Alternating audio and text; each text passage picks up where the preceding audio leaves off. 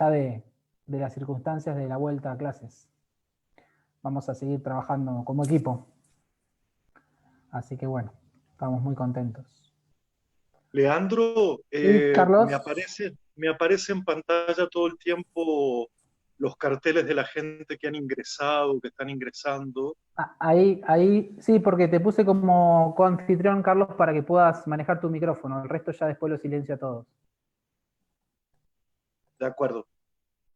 Así que ya está todo el mundo silenciado. Ya estamos en Facebook. Si queremos, vamos a empezar. Bueno, arrancamos y vamos recibiendo a los visitantes. Buenas tardes para todos y todas. La verdad que es un placer volvernos a encontrar acá en Diálogos en Pandemia. Hoy con la visita a través de las pantallas de Carlos Escliar. Estamos muy contentos y agradecerte, Carlos, por tu buena predisposición para poder compartir con nosotros un momento de conversación, de esto de que dimos a llamar Diálogos en Pandemia como espacio de construcción y diálogo permanente. La voy a invitar a Milagros Bilbao, que es una amiga, una colega que se va a encargar de moderar este encuentro. Nos gusta que varios colegas compartan y seamos varios los que podamos interactuar. Así que nada, Milagros, todo tuyo. Bueno, buenas tardes. Gracias, Leandro y Diálogos en Pandemia por generar este espacio tan interesante, tan rico, donde podemos reflexionar, repensar nuestras prácticas en función de mejorar la educación y hacer escuela en este contexto. Gracias a todos los colegas que están del otro lado, los y las colegas del otro lado de la pantalla, también repensando, reflexionando, revisando prácticas en este contexto de aislamiento. Y este ratito que se toman justamente para conversar todos juntos, tan valioso cuando estábamos, como decíamos recién, todo el tiempo frente a las pantallas trabajando. Bueno, y un agradecimiento súper especial a nuestro admirado Carlos Escliar. Les cuento que acá en Bahía Blanca Carlos es súper, no solo leído, sino súper admirado y referido. De hecho, les cuento, hace un par de años estuvo acá en Bahía Blanca cerrando un postítulo y dio una charla muy interesante en el aula magna de la universidad. Y tal convocatoria parecía un rockstar, porque la gente quedó afuera sin poder entrar, y un aula magna gigante, quedó gente afuera sin poder entrar. Así que nada, un placer, Leandro, que me hayan convocado para este privilegio de moderar esta conversación. ¿Qué decir de Carlos? Además de los numerosísimos textos que tiene filosóficos y educativos, libros, ensayos, es investigador principal del CONICET y de Flaxo en el área educativa. Les quería referir una cosa antes de darle la palabra. En el último trabajo, Carlos, bueno, el último no, porque no lo tenemos todavía el último, el anteúltimo, que es Pedagogía de las Diferencias, habla de, bueno, antes de decir de qué habla, les voy a contar las dos cositas que les quería contar. Fíjense esto, ahora sí, en el último trabajo, se me mezclaron los libros. El último trabajo, que todavía no lo tenemos, que da nombre a esta charla, dice Carlos: toda escritura anterior debería someterse al ejercicio de la reescritura, y todo fragmento leído a la relectura. Todo pensamiento cristalizado será devuelto al cristal y a resquebrajarse una y mil veces. Me quería detener en esto para comentar dos cositas muy breves que, a mi entender, dan cuenta de la pertinencia de lo que nos propone Carlos. Ese es el prólogo, que es lo único que puedo leer porque no llegó a Bahía Blanca aún el trabajo. Quería contarles dos cositas. Una, que tiene que ver con la práctica, y en esto de releer el texto que nos propone. Una escuela secundaria que está bajo mi área de supervisión, a partir de la relectura de ese texto, en este contexto, arma una propuesta de trabajo pedagógico interdisciplinario a partir de la lectura de Pedagogía de las Diferencias, y se detiene en la idea de saber y sabor. esto que dice Carlos, el saber que debe saber algo, a la propia vida, vidas pasadas. Bueno, esta escuela toma esa idea súper potente de que el saber tiene que tener sabor y toda la reflexión en torno a esto, y el proyecto se llama Saberes y Sabores en Cuarentena. Y en este caso usan el sabor, no solo metafóricamente como lo usa Carlos, sino literalmente, porque es un trabajo interdisciplinario a partir de la comida. Es decir, cada chico en su casa desde la comida trabaja en las distintas materias. Y esto termina en un libro digital que se llama Saberes y Sabores en Cuarentena. Nada, como una puesta en práctica de una idea potente, y lo quería contar porque me re emocionó. Y la segunda cosa que quería contar en relación a esto de la relectura, también de pedagogía de las diferencias, hay una paginita que habla de educar, enseñar y evaluar. Nada, y en este, es un libro del 17 me parece, sí. Fíjense que me pareció tan pertinente esta propuesta de releer en este contexto en particular en el cual todos los que estamos acá somos docentes y sabemos que fue un tema súper candente, que lo seguimos debatiendo, esta situación de no calificar. Y tuve una reflexión y una debates por todos lados en relación a la evaluación. Y en un momento Carlos dice, nuestra profesión es la de enseñar, no la de evaluar. Nada, me pareció recontra súper pertinente la relectura de ese texto, así que los invito. Y ahora sí les doy la palabra a quien importa, que es Carlos Clear. Bienvenido y muchas gracias, Carlos.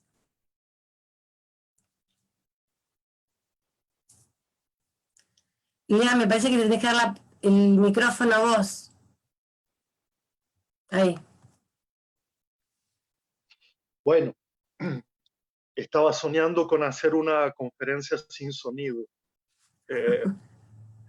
Ayer jugaba a que si la radio no tiene imagen, la televisión podría no tener sonido y estaríamos mucho mejor.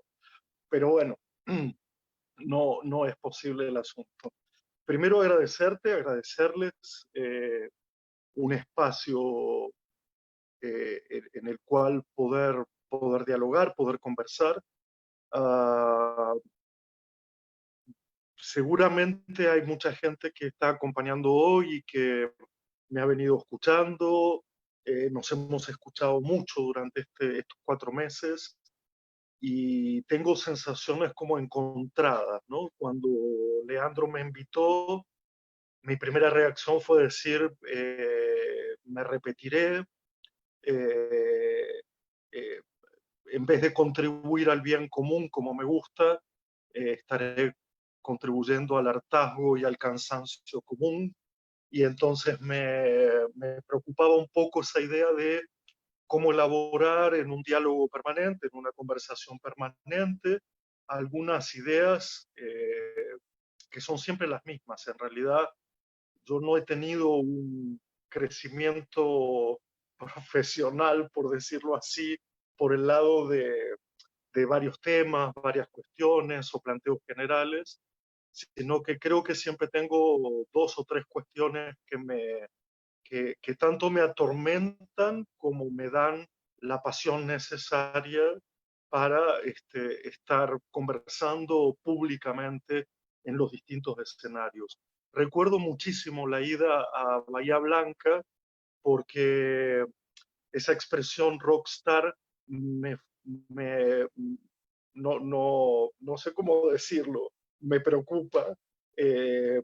Puede parecer, por un lado, pero no me preocupa por el lado banal, sino que me preocupa por el lado de cómo se hace uno responsable con cierta, a ver, lo voy a decir así, popularidad de algunas ideas, no de mí, no de yo, sino de algunas ideas. Y popularidad me refiero a su difusión, su diseminación, tantos profes en tantos lados que leen y releen algunos textos que yo humildemente he escrito y que luego se vuelven como una conversación que yo desconozco hasta que no llego a un lugar, ¿no? Y hoy me sorprendés con lo de saber y sabor, Y bueno, creo que se puede pensar a propósito de eso, que hay sabores agridulces, ¿no? Hay sabores que no son definitivamente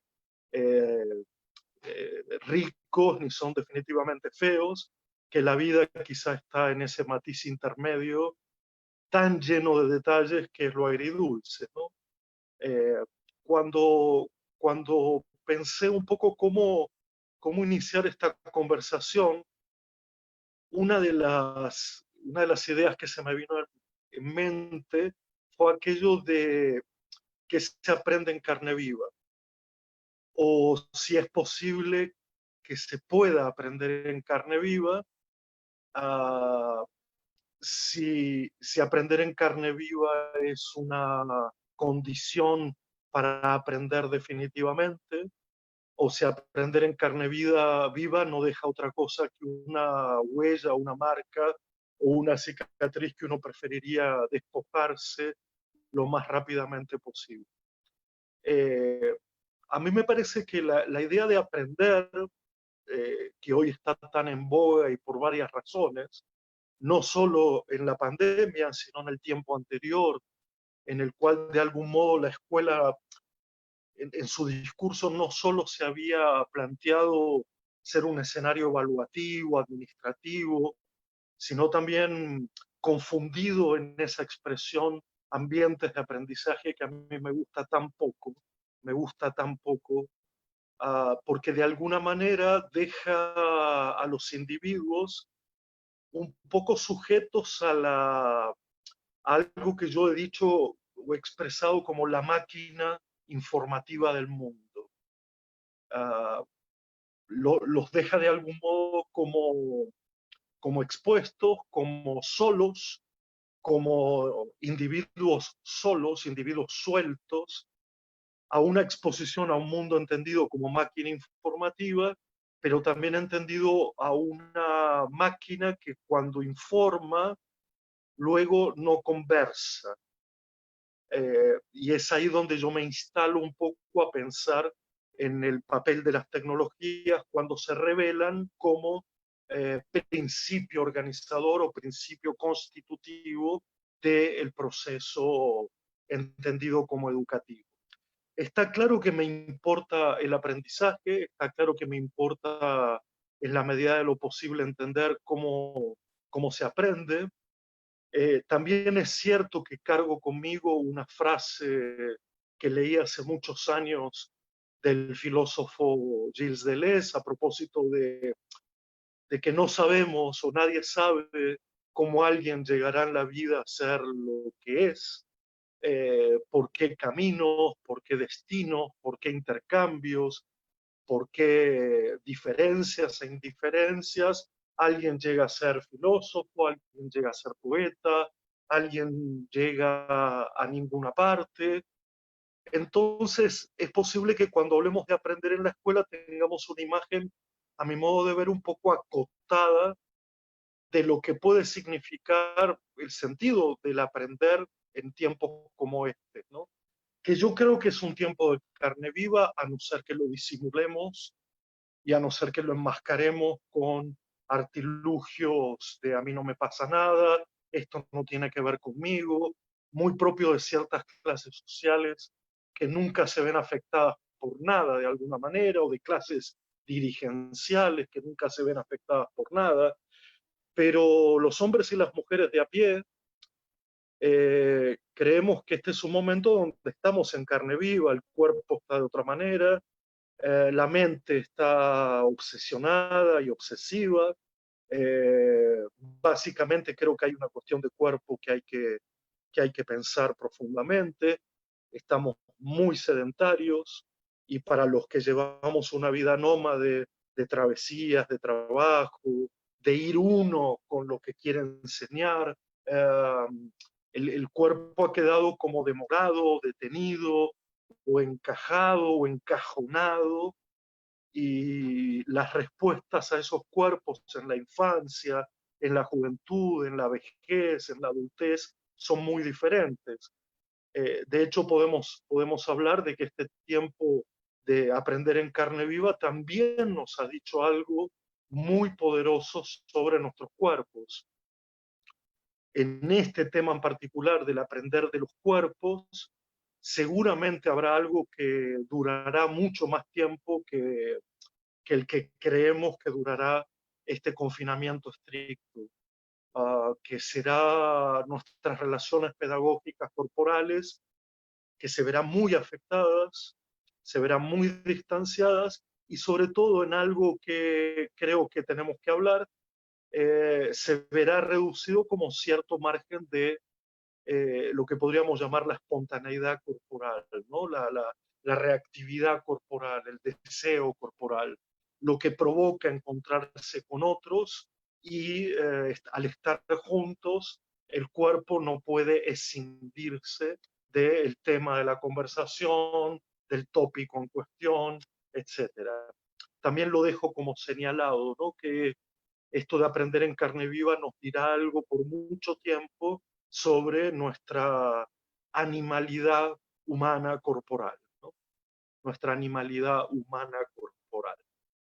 En el fondo, yo creo que lo que se puede aprender en carne viva puede ser, de un lado, un profundo apego a la vida, como ocurre con esas situaciones extremas en donde individualmente se juega el paso débil entre la enfermedad y la salud, entre la vida y la muerte, experiencias de este tipo no hacen sino volver a recordarnos nuestra fragilidad ahora de una manera universal, aunque la fragilidad universal tiene varias historias que se pueden contar. Sin embargo, creo que para algunas generaciones es la primera vez en que esa sensación frágil no tiene que ver solo con un lugar en el mundo, o no tiene que ver solo con una condición de género o de clase social, sino que tiene que ver con una condición universal, lo que nos hace humanos. Por lo tanto, podríamos aprender un poco en carne viva qué quiere decir eso de ser humanos, lo que da humanidad, ¿eh? Y que yo personalmente no lo separo o no lo puedo separar de cierta animalidad. De hecho, ahora estamos en esa condición de todo lo contrario a la animalidad de la salida, la animalidad de la exterioridad, la animalidad del contacto con la naturaleza, y por lo tanto creo que hay algo de esta humanidad que ha perdido animalidad, y perdón por el trabalengua, que deberíamos volver a considerar.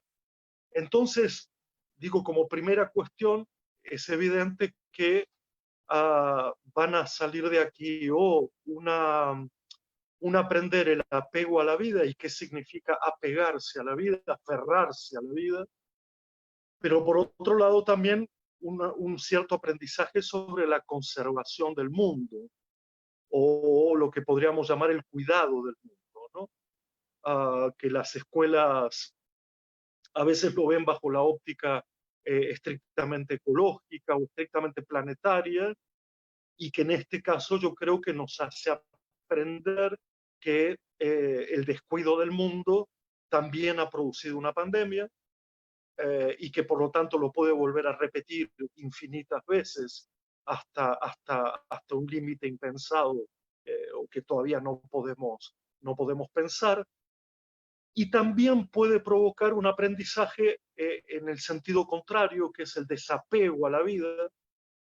Total, todo termina, total, nada es duradero. Lo he escuchado mucho durante este tiempo, he escuchado como esas dos resonancias, ¿no? En mucha gente el profundo apego por la vida, que generalmente es comunitario, no es individual. No se trata ni de la salvación individual, ni del cuerpo individual, ni de mantenerse en salud individualmente, sino que ha habido un profundo aprendizaje, creo yo, comunitario sobre qué significa apegarse a la vida y conservar el mundo, como también la resonancia contraria, ese desapego brutal, egoísta, individualista, de otra vez pensar que esto no tiene que ver conmigo y por lo tanto no generará efectos comunitarios, y un descuido al mundo, ¿no? Por lo tanto, no cuidarse crea esos efectos de descuido que van del individuo a la comunidad y de la comunidad al mundo en general. De tal manera que yo creo que el corolario de esta primera introducción que quería hacer va a tener que ver, a mi modo de ver, con hacerse la pregunta sobre de qué nos dimos cuenta. Darse cuenta es una expresión muy, muy popular, muy del lenguaje coloquial, y por eso me gusta tanto, ¿no? Porque yo tomo mucho estas expresiones que luego sirven para entrar en conversación con otros. ¿De qué nos dimos cuenta? ¿Cómo nos dimos cuenta?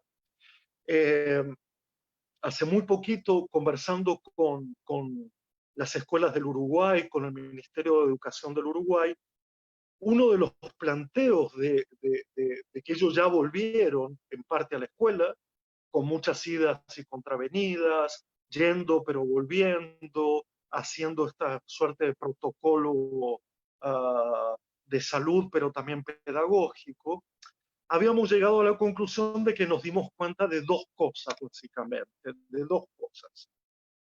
Ahora, de esas dos cosas, lo que hagamos después ya va a formar parte de otra conversación, pero que es ineludible o irrefutable pensar que nos dimos cuenta de dos cosas y que eso formará parte de un acervo común para un punto de partida diferente, yo creo que sí. Las dos cosas serían el extrañamiento,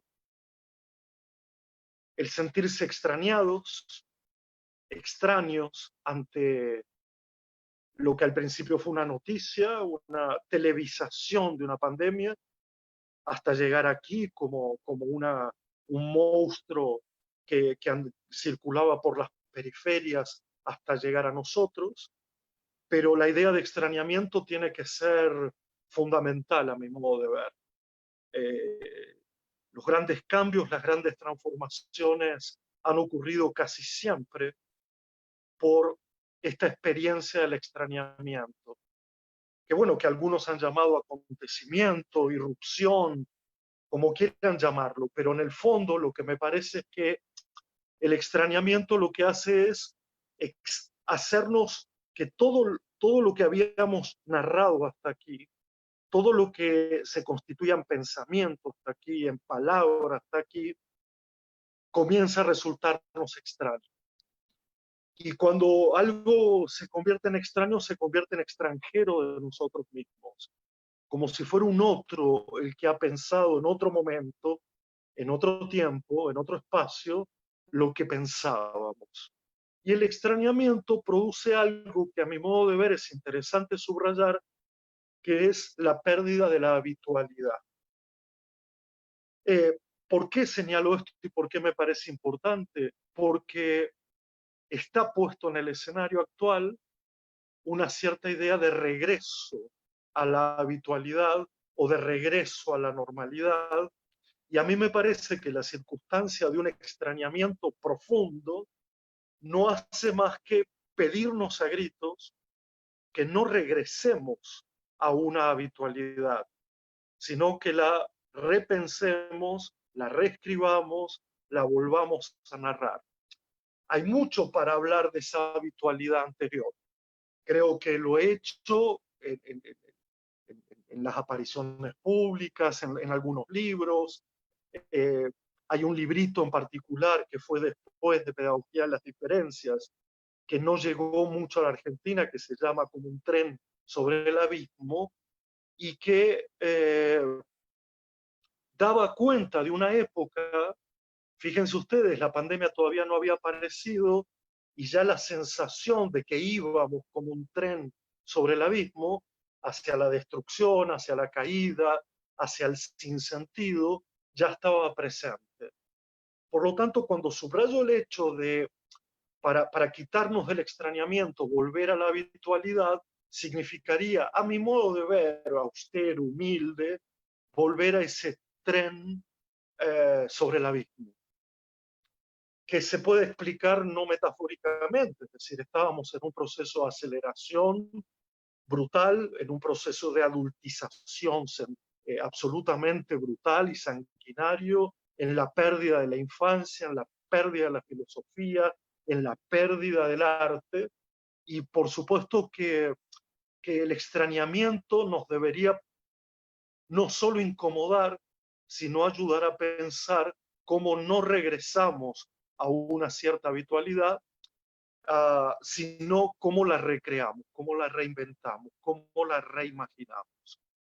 Es cierto que todos necesitamos de un cierto ritual en la vida.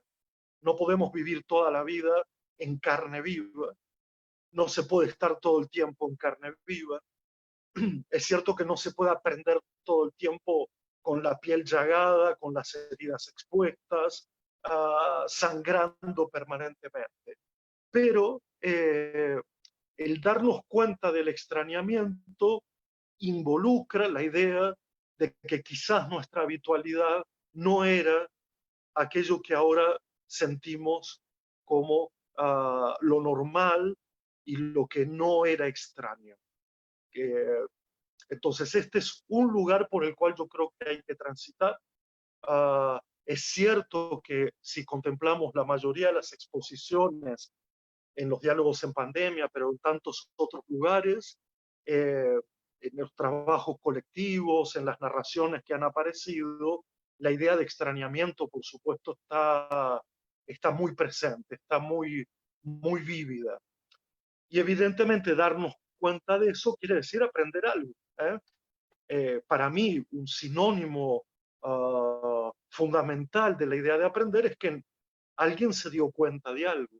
Y al darse cuenta, lo interioriza y lo exterioriza de una manera muy puntual. El problema es que a veces nos damos cuenta muchísimo tiempo después. El problema es que a veces no nos damos cuenta. Y para eso sirve lo que llamamos el escenario colectivo, el escenario público de la escuela. ¿Para qué? Para ayudar a darnos cuenta, para crear un relato colectivo sobre aquello en que nos damos cuenta, en que nos damos cuenta del apego o el desapego a la vida, en que nos damos cuenta de cómo queremos conservar el mundo o cómo queremos destruirlo definitivamente. Darse cuenta es un proceso individual, pero producto de una serie de elaboraciones colectivas, y me parece que en esta primera idea de extrañamiento, la escuela enseguida volver podría nutrirse de una conversación en todos los niveles a propósito de ese extrañamiento, para que nos demos cuenta o para pensar qué nos damos cuenta individualmente y construir colectivamente un proyecto basado en ese extrañamiento. Por supuesto que lamento profundamente que haya gente al que el extrañamiento le ha producido enfermedad y muerte, y siempre digo que de lo que estamos hablando es de la experiencia de los que sobrevivamos. Yo creo que esto no hay que olvidarlo, porque no solo todavía estamos en la pandemia, sino que en honor a los miles que se han muerto, hay que ser muy cuidadoso con hablar de una excelente oportunidad para pensarnos de nuevo.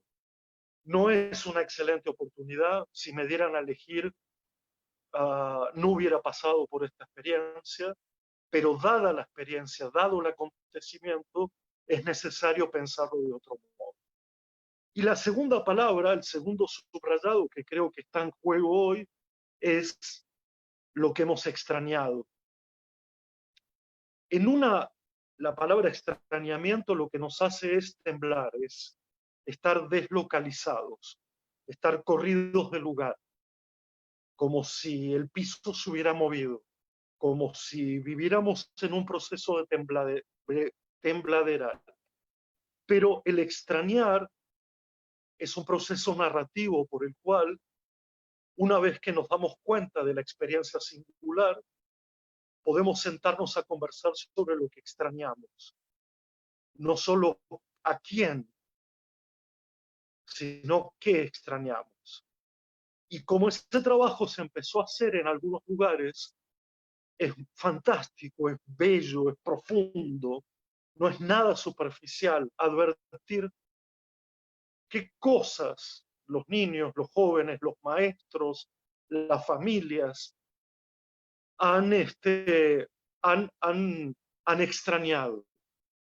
Y a partir de ese proceso que ya no es de extrañamiento, sino de extrañar, reconstruir a partir de las cenizas del extrañamiento y de lo extrañado una posible forma de hacer escuela diferente.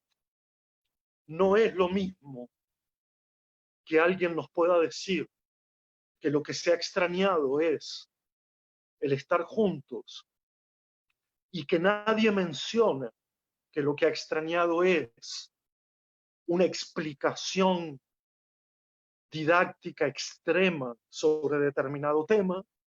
No es lo mismo decir que ha extrañado la clase de teatro a que no ha extrañado una clase de historia, o viceversa, porque de esto hay infinidad de testimonios.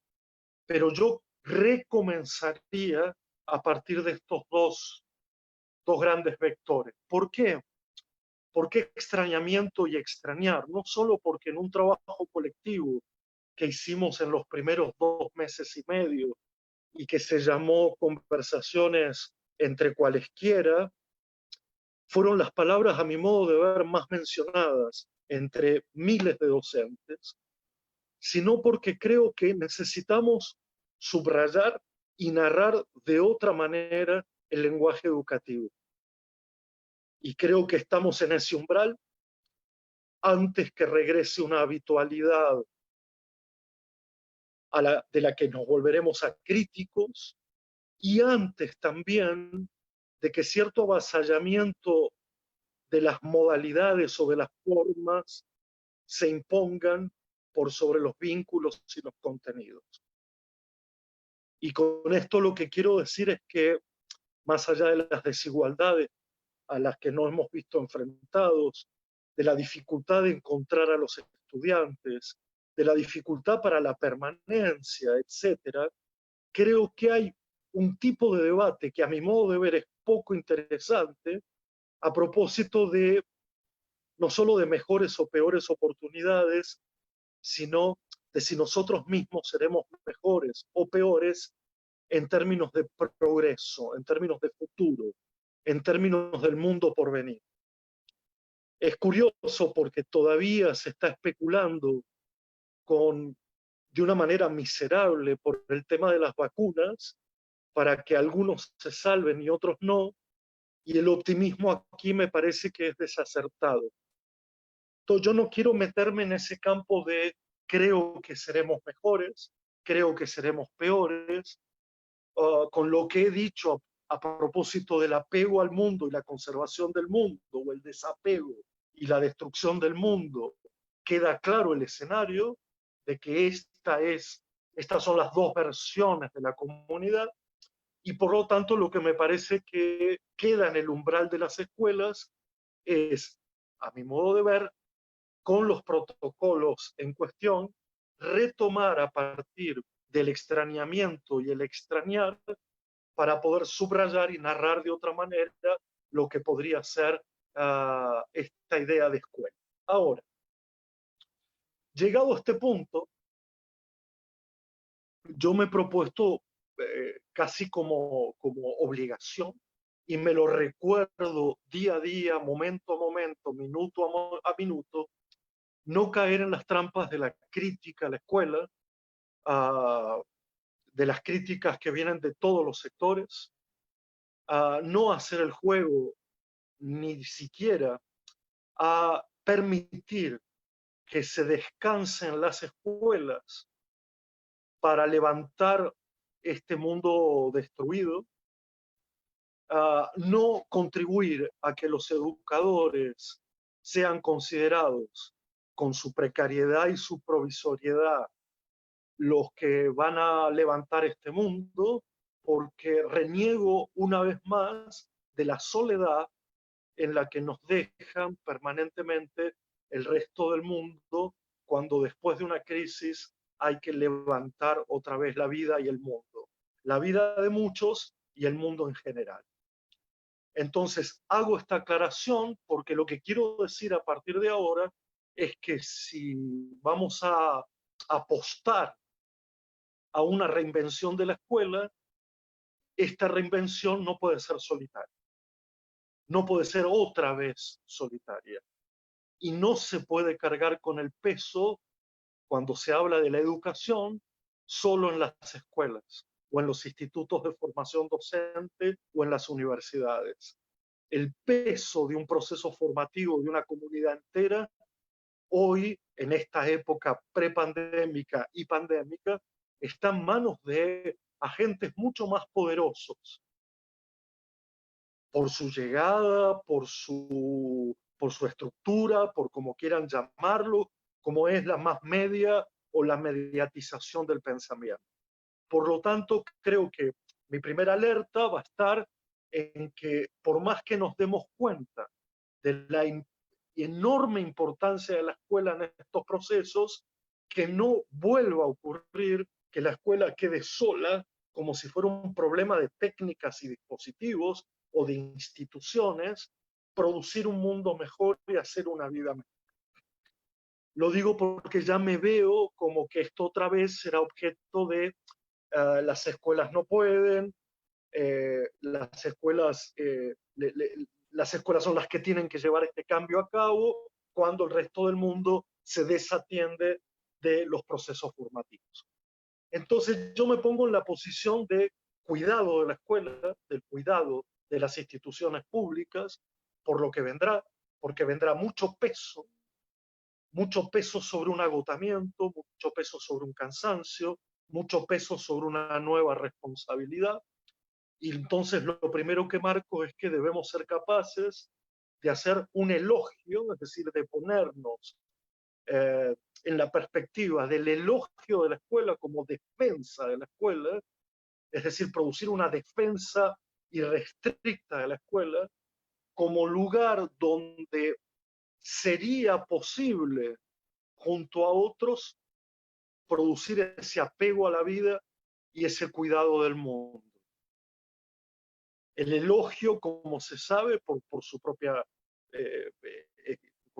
término estudiado filológicamente, quiere decir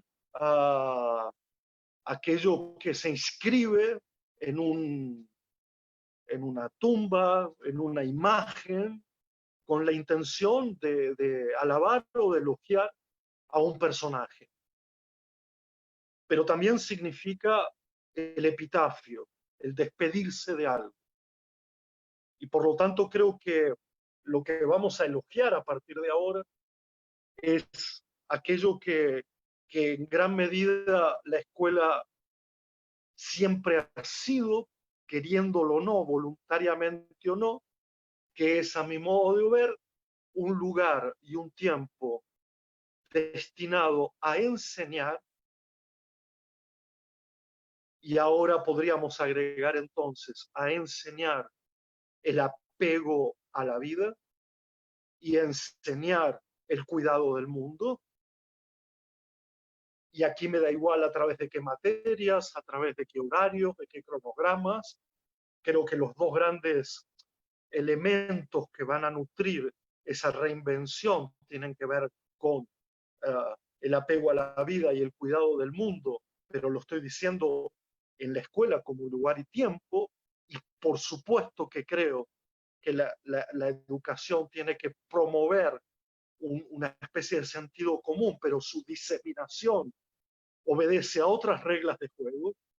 Entonces es un espacio destinado a la enseñanza que remite, a mi modo de ver, fundamentalmente a un tiempo libre del mundo adulto, entendido como el mundo del trabajo, del mundo ocupado, del mundo acelerado, o del mundo sin trabajo, del mundo angustiado, y es básicamente un espacio público. Da la sensación de que a veces nos olvidamos. Podemos dar vueltas por esta frase varias veces. Es decir, la escuela es un espacio público destinado a la enseñanza, cuyo propósito tiene que ver con el apego y el cuidado de la vida, o el aprender a vivir, y el apego y el cuidado del mundo para que el mundo siga, para que el mundo continúe, para que el mundo no acabe. Cuando llegamos a este punto, es evidente que la metáfora de las cenizas parece un poco funesto, o parece un poco de territorio arrasado, pero es verdad que para que los educadores podamos hacer resurgir de las cenizas esta valoración de la vida y este cuidado del mundo, claro que lo primero que debería producirse es una cierta salida de la precariedad en la que viven los educadores, que han vivido durante la pandemia todavía más, gastando de su bolsillo lo que no tenían para poder garantizar, por ejemplo, la conectividad, o formándose todavía más para poder discernir entre el mercado tecnológico y la mediación de la tecnología, lo que no es nada sencillo en este mundo, y recuperar algo sobre lo que vengo trabajando en este último tiempo y que descubrí casi por acaso, que fue la propuesta de una educación a la cual he llamado, entre comillas, pobre. Como si cada vez que tuviéramos que renacer o resurgir, lo tuviéramos que hacer con lo puesto, con lo que tenemos puesto, con lo que ha quedado, con lo que nos ha quedado a mano. Pero entonces quiero darle una vuelta a esta idea porque necesito precisar, por efectos a veces indeseados de la palabra pobre, qué quiero decir con educación pobre para después que entremos en la posibilidad de una conversación más colectiva, si a Milagros te parece bien. Que es yo tomo esta expresión no de la pedagogía, pero de alguna manera amparándome en que veníamos de una época, de una relación demasiado fuerte, a mi modo de ver, entre educación y mercantilismo, o entre educación y mercado, o entre educación y trabajo mal entendido, o entre educación y preparación para el trabajo, todo con sus diferencias y sus matices, por supuesto, pero básicamente esa vinculación tan naturalizada de que la educación prepara para el mercado, desde edades tan tempranas, y sin otra alternativa en la vida que prepararse para el mercado.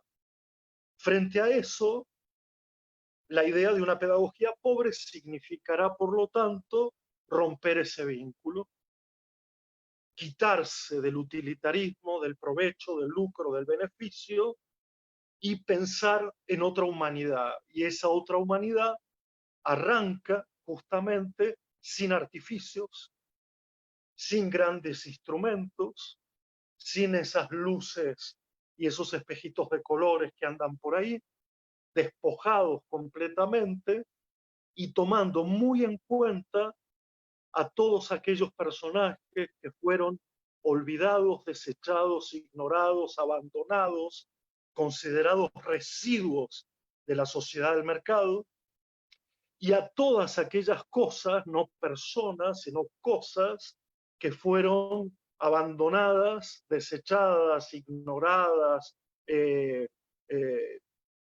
tiradas al piso porque fueron consideradas como no formando parte del vínculo con el mercado. Otra vez, la filosofía, el arte, etcétera, etcétera. ¿De dónde tomo la expresión pobre para justificar la palabra? Bueno, hay por lo menos 3 elementos que a modo informativo me gustaría subrayar antes que la gente se enoje porque yo esté llamando de pedagogía pobre a la pedagogía. Uno es que la palabra ya estaba puesta en un movimiento teatral de los fines de los 50, con el gran maestro Grotowski de Polonia, que crea lo que él llamó el teatro pobre. y que no era otra cosa que un teatro que se liberaba de todos los efectos especiales, de todos los efectos banales, y volvía a un trabajo colectivo, sin grandes escenografías, sin grandes vestuarios.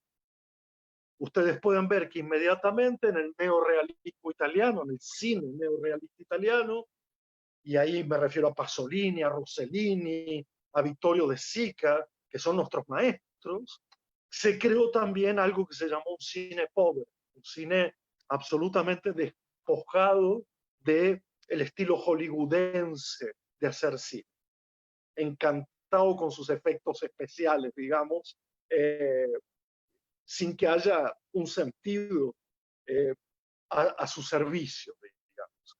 Y por lo tanto estoy recuperando del teatro pobre, del cine, que también se llamó povero en italiano, cine pobre, pero también hubo una gran cantidad de artistas plásticos que crearon un movimiento de artes visuales llamado arte pobre, y que consistía en hacer arte con lo que estaba en la calle, con lo que estaba abandonado, con lo que estaba ignorado, desechado, la basura. Creo que esa imagen, si se entiende de esta manera, en esta tradición, ahora es más clara. Que lo que importa cuando regresemos, cuando nos reencontremos, es encontrarnos sin efectos especiales, sin grandes luces, sin grandes aparatos.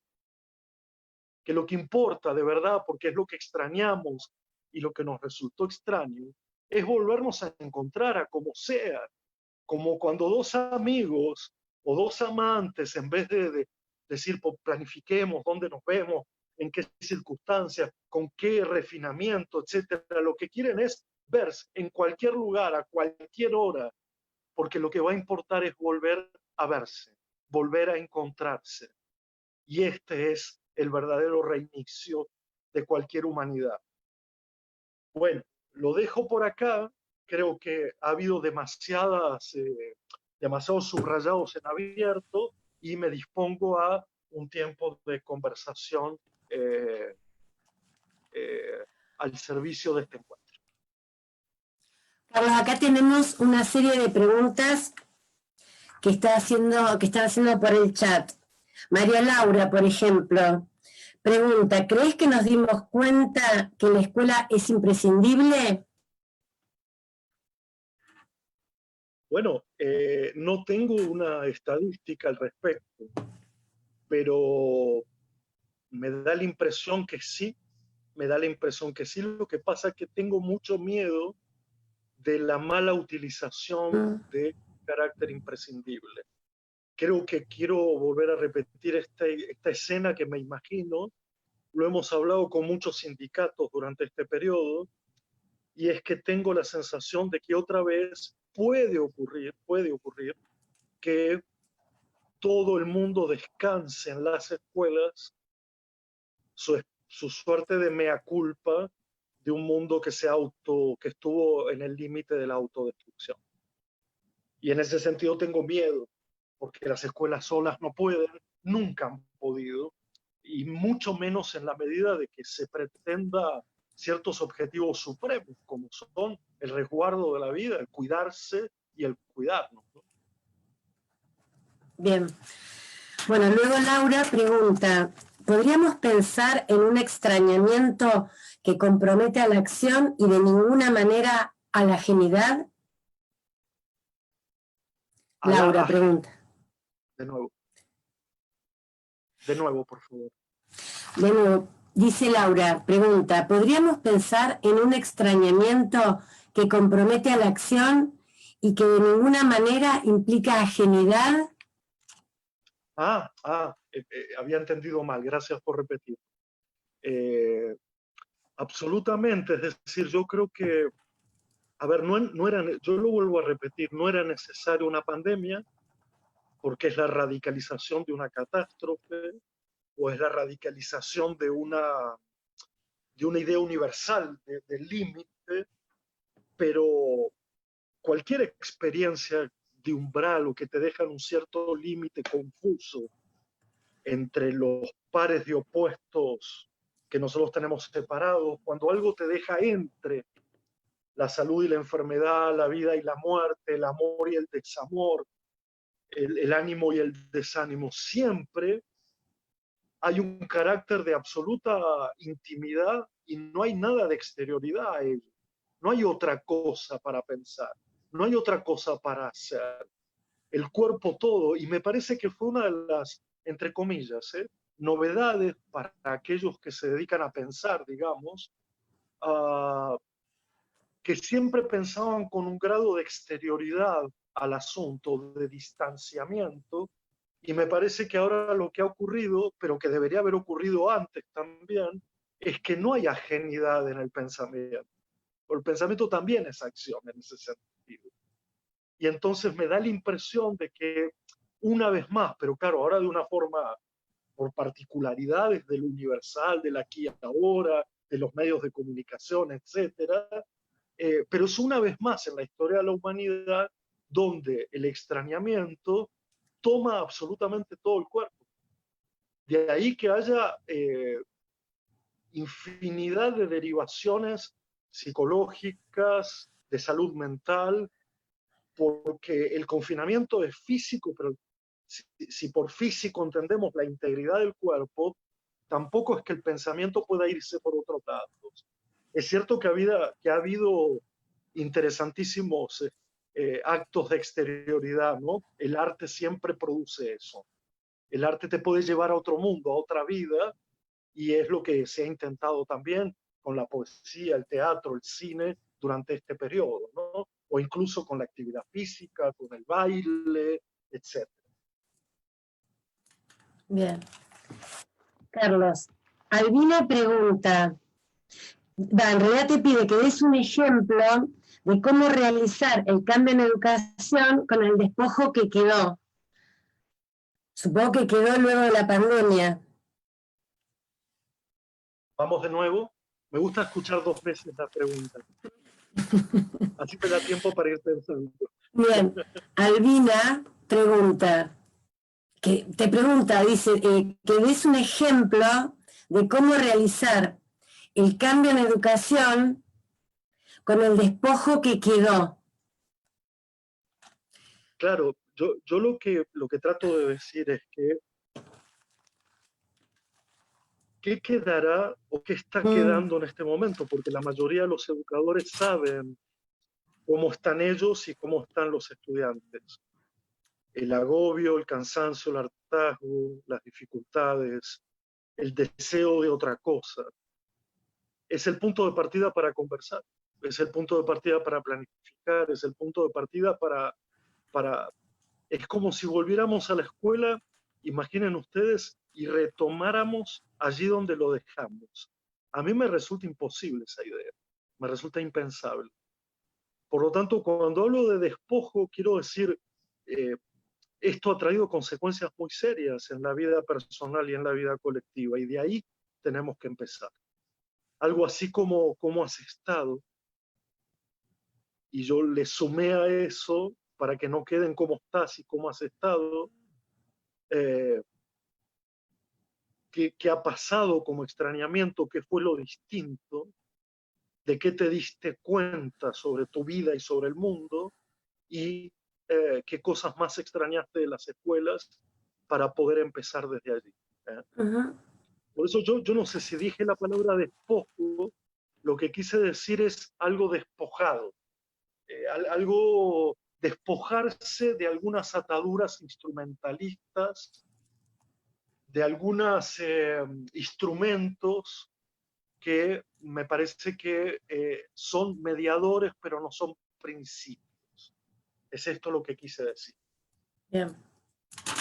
Y que Bueno, Carlos, residuos, lo que ha quedado de residuo, hay mucha gente rota y mucha gente dañada, y si no partimos de ahí, esto no tiene sentido. Claro que sí, claro que sí. Y nosotros en educación, yo trabajo en secundaria, por ejemplo, lo vemos a eso que estás diciendo, pero de una manera justamente en carne viva. Acá hay una pregunta que hace Estela que yo creo que ya la contestaste, pero la voy a leer igual. ¿Vos querés decir que sería necesario un debate más amplio sobre educación, como un nuevo congreso pedagógico, como la vuelta a la democracia? Gracias. A mí me parece esa una de las preguntas fundamentales. Mm. ¿Quién decidirá los rumbos que se han de tomar? Es cierto que hay un Ministerio de Educación que tiene que tomar decisiones generales desde ya, pero sí que me parece que hay, si de verdad estamos ante una refundación, un congreso pedagógico de esa naturaleza sería más que importante. Pero pues, si tengo un minutito, quiero dar un ejemplo que es personal, pero no tiene que ver conmigo, tiene que ver con cualquiera. De cuánto esto importa de verdad en el mundo de la información y de los medios. Luego de la nota que salió por Página 12, hubo una semana muy intensa donde muchas radios y muchas televisiones me buscaron. Yo no sé salir en tele, así que las evito, porque seguramente hago el ridículo, meto la pata, digo las cosas que no hay que decir, o me callo porque no sé cómo contestar. Pero había quedado con un par de televisiones de hacer una entrevista al día siguiente. Al día siguiente pasó que había un caos de tránsito en la ciudad de Buenos Aires. Y por lo tanto, hablar de educación era completamente secundario al problema nacional del tránsito en el acceso a la ciudad de Buenos Aires. Entonces, inmediatamente yo dije, bueno, aquí está la clave de que los medios de comunicación enuncian la relevancia de la educación, pero no la sostienen. Además de otras razones como jugar a la grieta, que yo no voy a entrar aquí en esos detalles. Pero lo que quiero decir es, fíjense ustedes, al otro día que estaba la otra televisión, el problema es que había desaparecido el secretario de Cristina Fernández de Kirchner. Y entonces en los dos casos no hubo entrevistas sobre la educación porque era considerado un tema de poca relevancia o no era un tema coyuntural. Y eso es curioso, porque entonces es un tema esencial que se puede dejar siempre para otro momento. Y los que hablan de educación son los educadores, cosa a la que me niego profundamente. Se forma en cualquier momento, en cualquier lugar. Las escuelas son el lugar, pero no el único. Así que, perdón, espero haber contestado de que es necesario una discusión completamente refundadora. Claro que sí, claro que sí.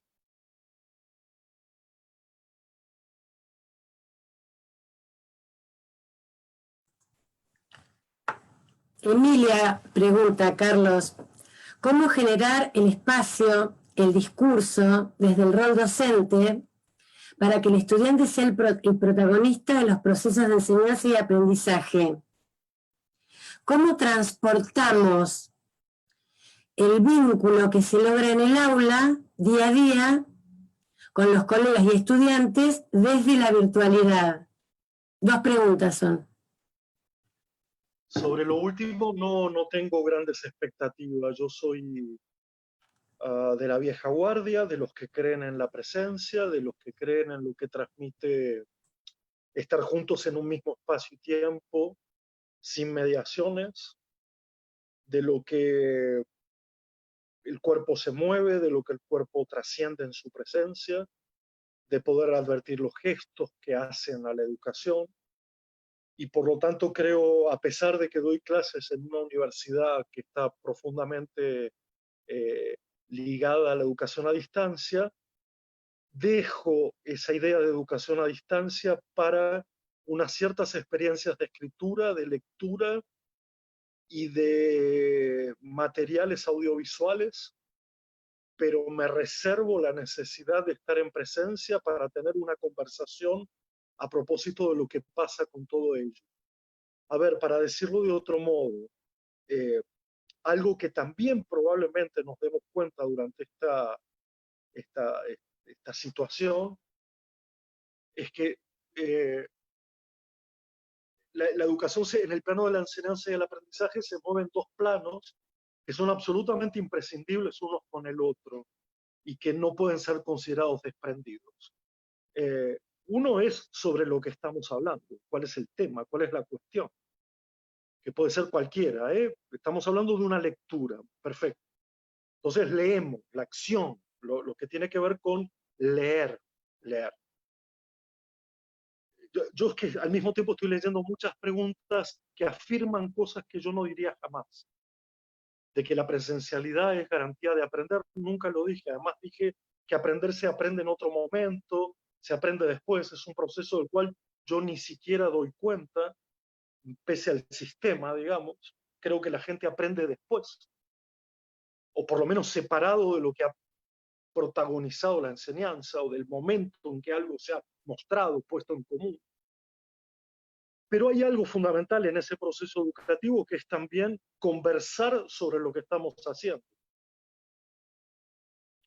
Y a mí a veces me parece más interesante lo que pasa en algunos proyectos educativos, no cuando hacemos las cosas, porque esas cosas se pueden hacer en otros lugares, por ejemplo leer, pero conversar sobre la lectura requiere de una comunidad.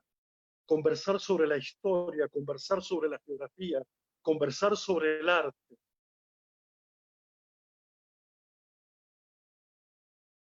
Y perdón, como me siguen apareciendo esas preguntas, claro que creo yo que las familias hicieron todo lo que pudieron. No juzgo, no juzgo. No sé a qué viene la cuestión. Las familias hicieron todo lo que pudieron, mucho más y mucho más, pero la escuela no es el hogar y la escuela no puede estar en el hogar. La escuela necesita su tiempo y su espacio en otro lugar. ¿Qué hemos aprendido? Hemos aprendido muchísimas cosas. ¿Cuánto eso revierte para una humanidad mejor? Es lo que me estoy preguntando. Sobre todo tomando en cuenta la humanidad precedente. La que estaba cayendo como un tren sobre el abismo, con el planeta completamente destruido y con esa maquinaria del progreso que estaba ya dejándonos sin bosques, sin oxígeno, a los niños sin infancia, a los adultos sin trabajo.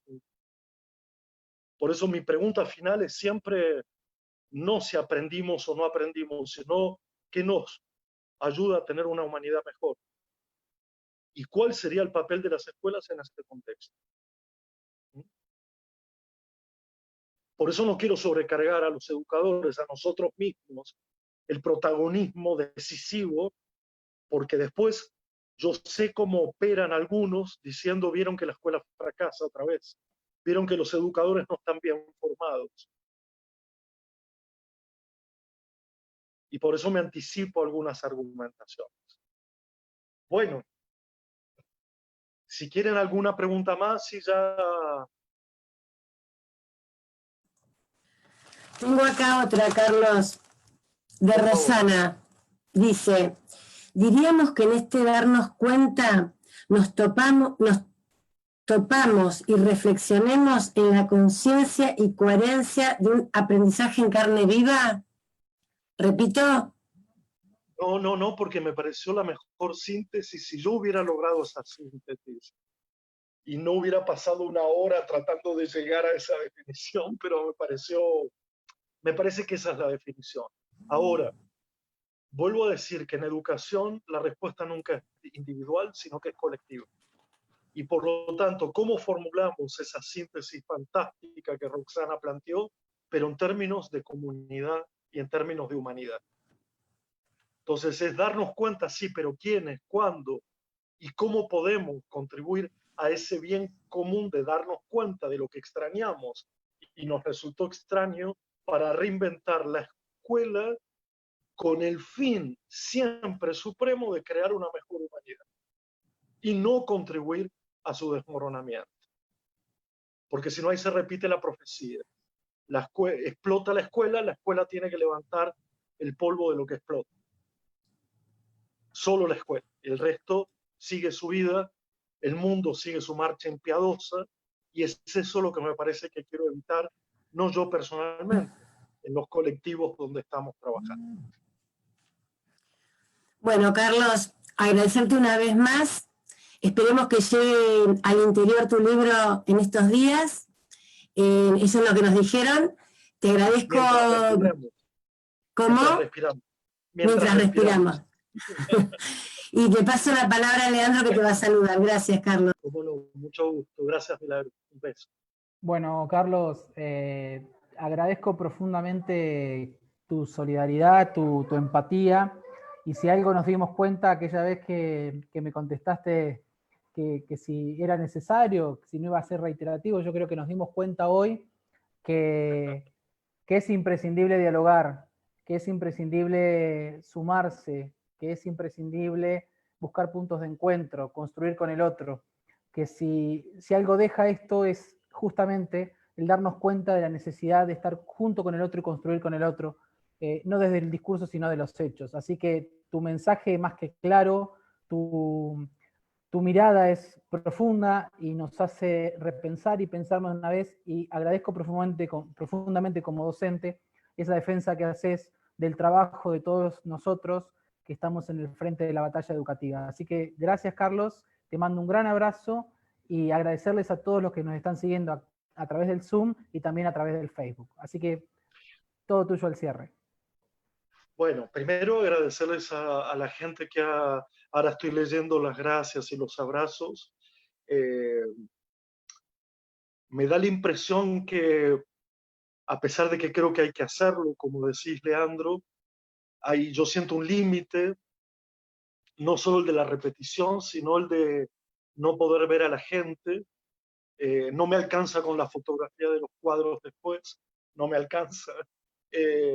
Para poder ver no solo su pregunta, sino ver su expresión con la pregunta, su tonalidad, verla cuando le respondo o con lo que intento responder. Por lo menos a mí eso siempre en situación de clase me producía un sentido. Sé que no lo podemos hacer, esto no es ingenuo, pero lo echo de menos. Yo también estoy en ese proceso de lo que extraño y lo que me resulta extraño, y no me imagino siguiendo este ritmo de esta forma para siempre, digamos, ¿no? Sino eligiendo qué cosas sí, qué cosas no, teniendo a mano también la posibilidad de que aquello que pueda ser presencial se haga. Sueño con ir a las plazas, a que tengamos estas charlas, en parques, y para mí sigue siendo la tecnología un medio. En este momento es esencial, pero no me determina lo que quiero decir. Y siento que en muchos casos sí lo ha determinado, por el tiempo en que las plataformas funcionan, por las capacidades de conectividad, por el micrófono y la cámara, por estar sentado y no poder dar vueltas mientras hablo, por no poder levantarme y decir, está en este libro, miren, aquí está, leámoslo juntos. Hay muchas cosas sobre las cuales creo que hay que pensar, sobre lo que es mediación, la forma física de la mediación y las formas principales con las cuales construimos convivencia y comunidad. Yo agrego la virtualidad, no la alejo, la agrego. Es lo que tenemos hoy, como bien se dice, pero no la siento como, como el principio que me organiza lo que quiero decir o lo que quiero hacer. Gracias, Carlos. Habilitamos a todos los micrófonos para saludarte y bueno, damos por finalizado este conversatorio una vez más. Gracias a todos por estar ahí. Gracias. Bueno, muchas gracias. Hola. Gracias, Hola. Carlos. Gracias. Gracias. Abrazo. Excelente, un placer escucharlo y gracias a Diálogos por Pandemia por siempre proponernos algo nuevo. Gracias de verdad. Muchas gracias, Carlos. Un abrazo. Muchas gracias, chicos. Muchas gracias. Gracias. Nos permite crecer. Un gusto escuchar Gracias, tantas voces. Un gusto escuchar tantas voces. Gracias por la calidez de siempre. Gracias. Muchas gracias por la escucha, por el aguante. Gracias. Gracias por la calidez. Hasta pronto. Hasta pronto. Sí, sí. Uy, ¿quién habla ahí? ¿Quién hablaba ahí? ¿El perro? No, no. Gracias, Milagro. Escuchó, Gracias, Milagro. escuchó. Los Gracias nuevos por la miembros. calidez y la claridad de siempre. Un abrazo, un abrazo. Gracias, Abrazo. un abrazo a todos. Hasta pronto. Chao, Carlos. Muchas Muchas gracias. gracias. Gracias, Mili.